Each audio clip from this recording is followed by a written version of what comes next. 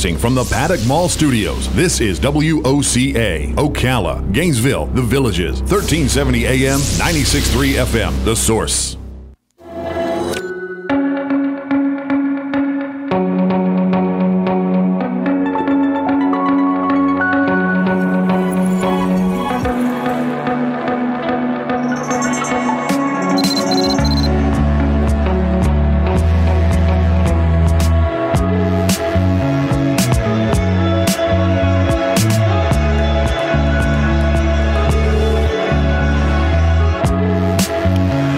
All right, 5 minutes after 9 o'clock. Thank you for tuning in this Monday morning.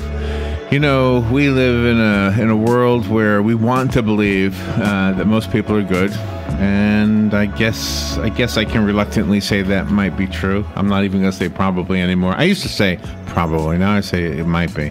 But what Aimee, Cabo, Nikolov went through, she and her sister, as a matter of fact, it's just... it's amazing that she's still positive. She has a book. It's called Love is the Answer, God is the Cure. It is a memoir. Let me tell you why I say it's amazing that she has such a positive attitude. The title of the book just implies positivity. She is a survivor of childhood sexual abuse. She's also the administrator of, Ketamine, Robin? Ketamine? Yes. Medical clinic in Miami. She's the president and owner of IMIC, a medical research company. On the Amazon page for her book, Love is the Answer, God is the Cure, it says that this is the story of Aimee Cabo, who was in the Miami news for almost 5 years, from 1989 to 1994, in a case the media named the case from hell, a sexual abuse case. And then she also had one of her daughters was threatened, and I don't know the whole story there. Aimee Cabo Nikolov. Good morning, Aimee. How are you? Good morning. Good. Thank you. Thank you for having me. Oh, you're welcome. Are you in Miami right now? Yes. So how are you doing, first of all? I'm good. Thanks to God. Everything's good. Thank you.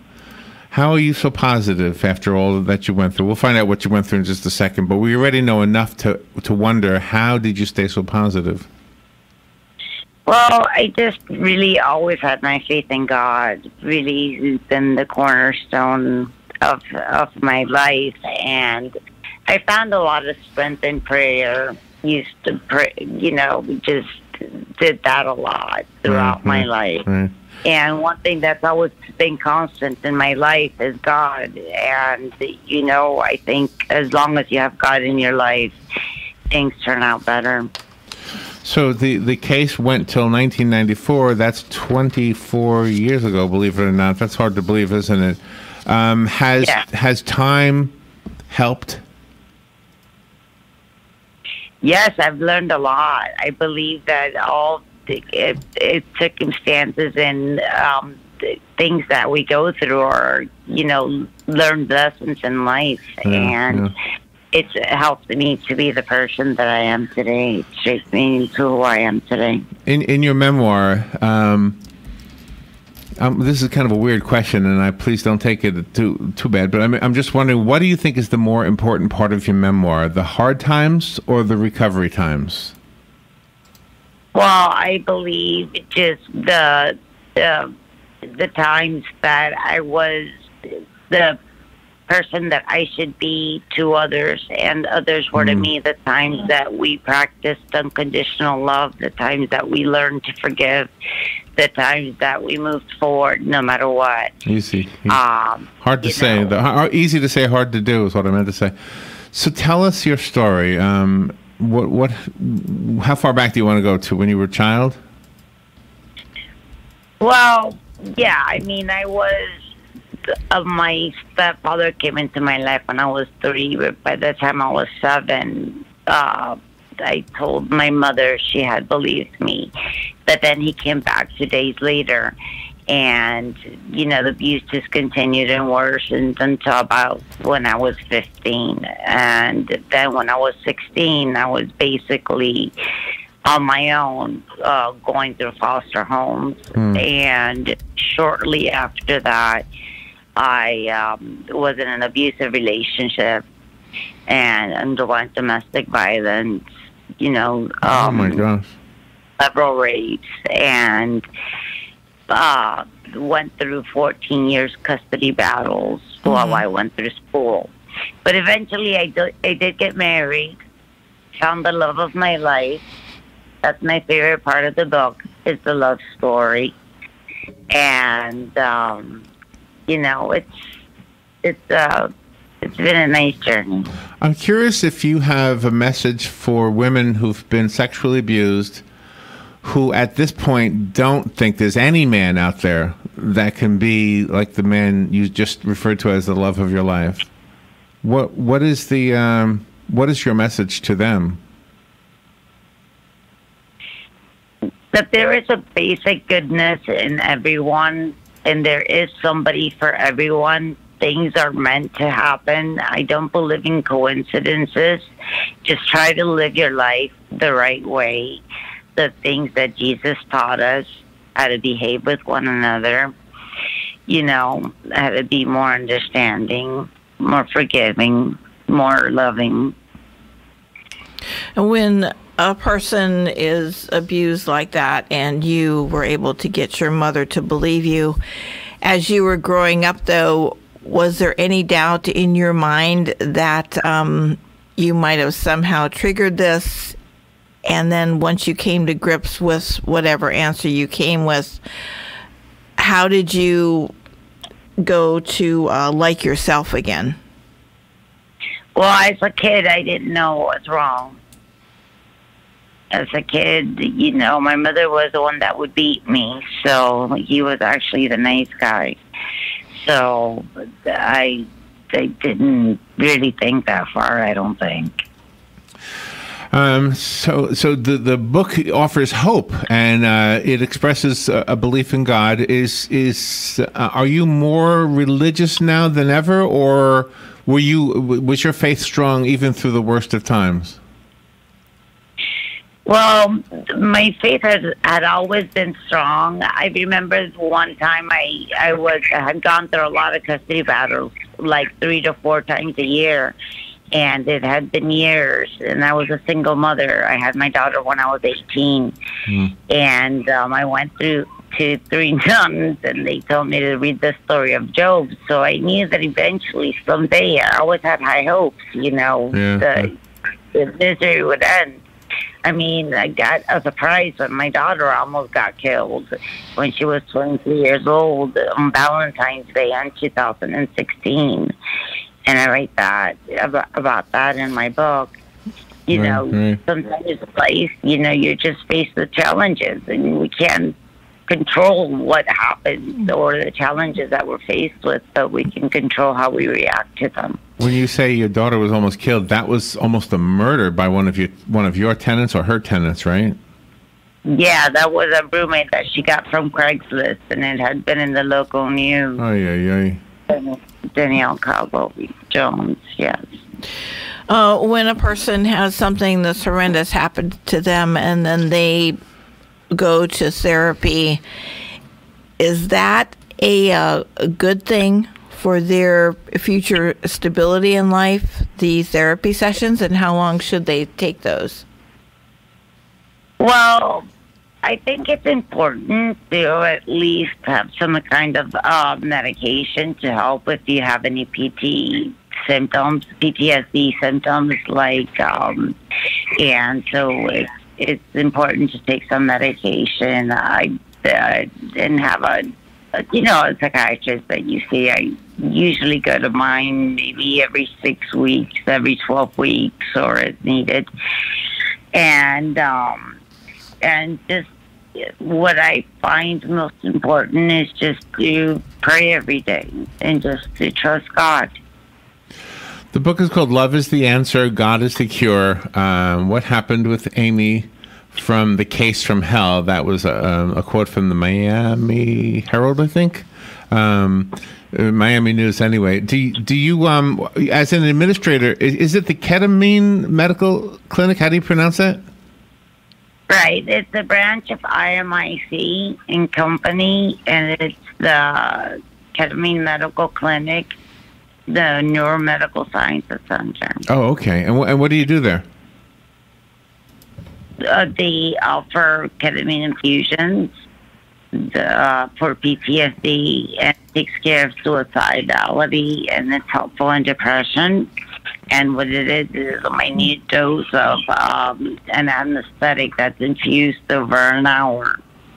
What is ketamine? Can you educate me a little bit on that? What is ketamine? And for those who know, and please be easy on me, I don't know what that is. Well, I have somebody that can talk to you about it right here. Okay. Oh. Who's that? So, let me introduce you to Dr. Boris Nikolov. Okay. Hi. How are you? Hey, are you Aimee's husband? I am. Yes. Okay. Well, good morning, doctor. Thank you for coming on. What is ketamine? Well, ketamine is a very old drug that has been used for anesthesia for a while, but for the past years has been kind of accidentally discovered that helps with suicidality and reduces the depression symptoms. Wow. And it's actually the only drug right now that is not, unfortunately, FDA approved for that yet, but stops the suicidality ideation. People that want to commit suicide with only one infusion, this is stopped.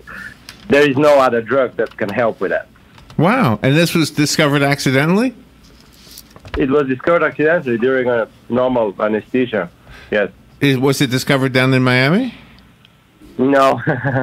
No? I honestly don't know where. I think it was one of the big medical universities, like Oxford. Or Wow. Yeah. Do I hear a baby? Is there a baby there? It's a puppy. A puppy. Oh, a puppy. well, so it's not approved by the FDA? No. There is a company now that is coming with a similar product that is going to be given intranasally, and that's going to be a big help for people with depression and suicidality. Wow. I don't know if Aimee's still on the line. Is Aimee still on the line, or you have to? Yes. Okay. Still here. So did you go through depression after all of those years of abuse? Oh, yes. I had bouts of depression, and I struggled with medication for a while, but what happens is that after you take so many medications, you're always reliant on whatever new medication comes out, because eventually you grow a resistance, and you get to a point where medication is only effective maybe 35% of the time. So I integrate also ketamine infusions into my therapy regimen. So tell me about the part of the title, God is the Cure, because it sounds like that's the next natural question with what you've said. If somebody's going through PTSD or they're just depressed for another reason or anything, I mean, God is the cure is a powerful statement. Well, that's what was for me. I mean, there was a point that I would self-medicate with any drug that was available. I mean, I didn't do heroin or anything like that, but close to it. And, it's not like I was always walking the straight path. In my book, you'd see I also show my human side. Uh-huh. But, just, do your best. And, just try to stay close to God and try to pray every day and prioritize Him in your life. And that's what seemed to work for me, because today I'm sober. How did you share this with your children? Well, very lately. That must have been very difficult for you. Tell me, Aimee, could you talk about the tree that has the face of Mary, the Virgin Mary, and the baby Jesus? Well, one day I was praying the rosary video that I found on Facebook, and it's got like a soothing music and song and little storyline, and it's very soothing voices. So I used to play it and just sit in my sofa, and there was this dip in the tree that birds and squirrels would go into all the time. So I would, just stay in my mind this rosary video while I played on my phone outside.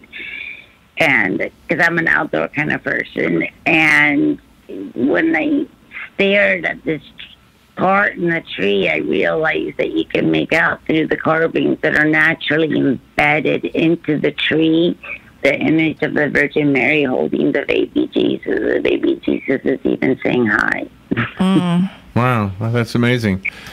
Doctor, have you in your work as a doctor, in both of your work as medical professionals, have you been faced with the challenge to help somebody who's gone through some kind of abuse that caused depression or something of that sort, and found a way to incorporate maybe religious beliefs or faith in God to help them make their way back to what would be considered normal?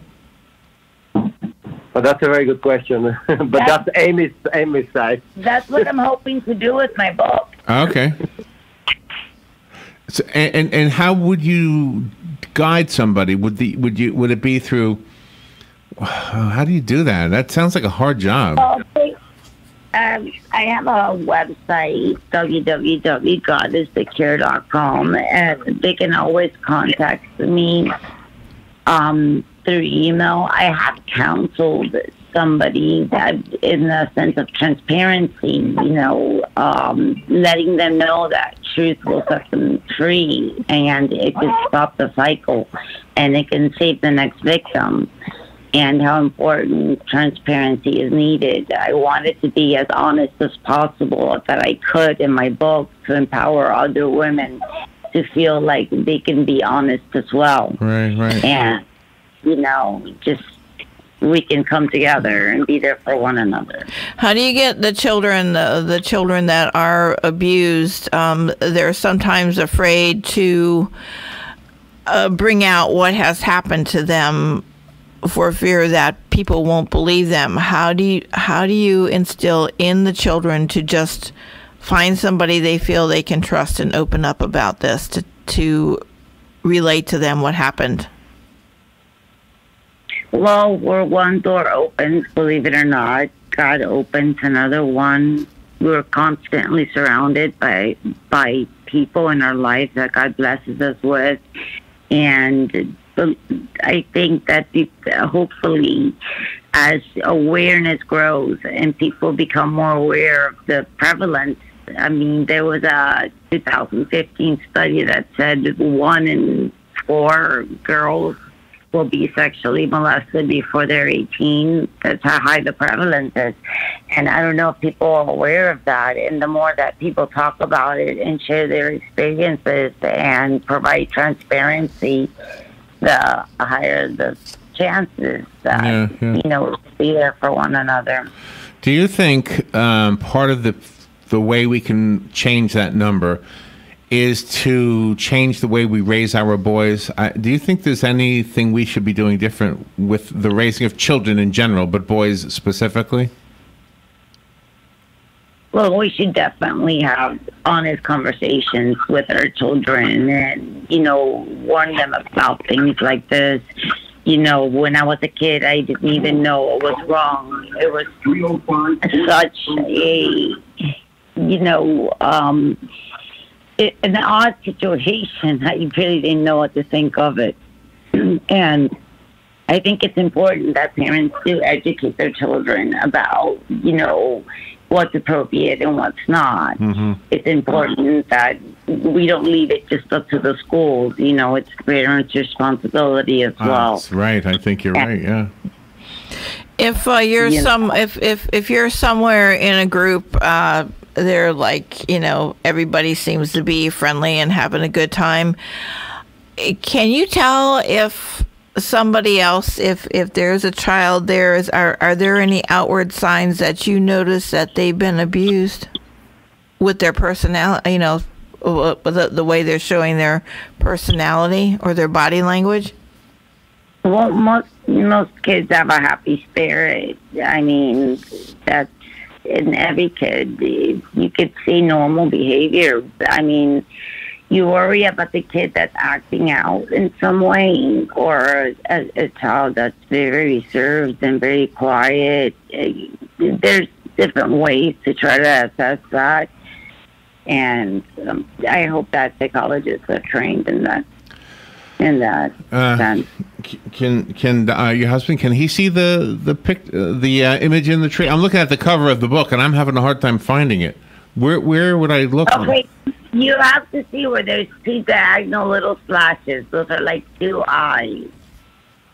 And then you see a face. And then, you see like a nose and a mouth and then a face. And then right underneath it is a little circle. And that little circle is would be the baby Jesus. You see it so clearly, and I don't see it yet. Do you see it, Doctor? Well, yes, I did. Oh, I see it on the. Well, if I am there and I outline it for you with a pen, you can make it out. I mean, not everybody sees it. I'm pretty good with my seeing thing. Okay, the dip, that dark dip, that's her shoulder. And there's a little tiny head right underneath her face. Oh, that's her That's shoulder. a little hand that's waving hello, and she has her hand around him, and you can see his little legs. Oh my gosh! Oh my gosh! I'm gonna have to keep looking at this to see it. Oh my God, it's so funny. I believe you see it though. I just don't see it yet. All right. So how do we get the book? Well, bookandbooks.com. Bookandbooks.com. Okay. And there's stores at Books and Books and Amazon.com. I found it on Amazon. Already available, I think. Do we have it, Robin? Do we have the book? No, it's en route. We don't have the book. When we get the book, I'll make sure. Or we can send you the book. When we get it, we'll give it away to one of our listeners. I'm sure the listeners would love to have this. Well, thank you for being on the air with us, and I'm so glad that you were able to recover from all of that childhood abuse. How is your sister doing? Oh, she's doing good. She moved to Utah. She's very happy, and she's doing good. Okay. Doctor, is it Boris? Dr. Boris? Yes. Yes. Thank you for coming on the air to help us understand what ketamine is. Aimee, Cabo, Nikolov, congratulations on everything, and thank you for contributing to the world. I think your book is going to help a lot of people. Thank you. Thank you for having me. Thank you. I think it takes a lot of courage, by the way, to come out and tell this much detail about something that was a nightmare for you. Yeah, it wasn't the easiest thing, but, God is good. You're a beautiful lady, by the way. I just saw your picture on here. Aimee and Dr. Boris, thank you both. Thank you. All Have a good day. All right, we'll be right back.